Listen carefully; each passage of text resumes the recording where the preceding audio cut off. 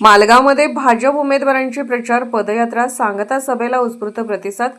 जिल्हा परिषद व पंचायत समिती निवडणूक 2026च्या पार्श्वभूमीवर मालगाव गणातून जिल्हा परिषद उमेदवार दीपाली श्रीकांत कांबळे तसेच पंचायत समितीसाठी मालगाव गणातून रंगराव पाटील आणि गुंडेवाडी गणातून नीलम मयूर नायकवडी यांच्या प्रचारार्थ संपूर्ण मालगाव गावातून भव्य पदयात्रा काढण्यात आली।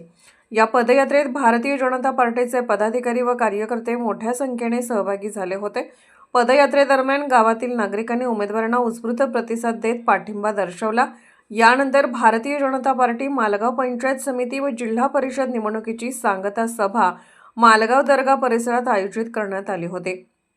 या सभेस आमदार सुरेशभाऊ खाडे व भारतीय जनता पार्टी मिरज विधानसभा क्षेत्र प्रमुख काकासाहेब धामणे, माजी महापौर संगीताताई खोत, नगरसेवक गणेश माळी, नगरसेवक दया खोत, नगरसेवक निरंजन आवटी, भाजपाचे नितेश कांबळे, माजी बांधकाम सभापती अरुण राजमाने तसेच महेश भाऊ खरडे यांची प्रमुख उपस्थिती होते।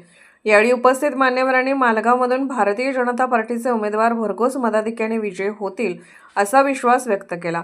तसेच मालगाव गावातून उमेदवारांना मोठ्या प्रमाणात पाठिंबा मिळत असल्याचेही यावेळी स्पष्ट झाले। गुंटेवाडी आणि मालगाव ह्यामध्येच आपली जिल्हा परिषद पंचायत समिती आहे। आता गुंटेवाडीचं तुम्हाला मी सांगितलं, म्हणून नायकवडी आणि जिल्हा परिषदच्या दीपाली हे दोघांचं नाव सांगितलं तुम्हाला। ते 2-2 नंबरला आहेत आणि हे जे आपलं गुंटेवाडीच्या गटातलं ते आहे हे मालगावचं आहे। ते 2 नंबरला कांबळे दीपाली श्रीकांत येत आहेच, ते तिकडे पण आहे, इकडे पण 2 नंबरलाच आहे। आणि खालचं जे आहे गुंडेवाडी गटातलं पाटील पांडुरंग परशुराम मालगावचं ते 1 नंबरला आहे। आता ह्या गोंधळात जाऊच नका तुम्ही, आता फक्त कमळ शोधा, कमळ बघा, कमळ बघून मतदान करा, काही अडचण येत नाहीये। त्यामुळं दुसरं कोणाचं कमळ नाहीये, कमळ आपलंच आहे। त्यामुळे त्याचा मालक फक्त आपण सगळे आहोत।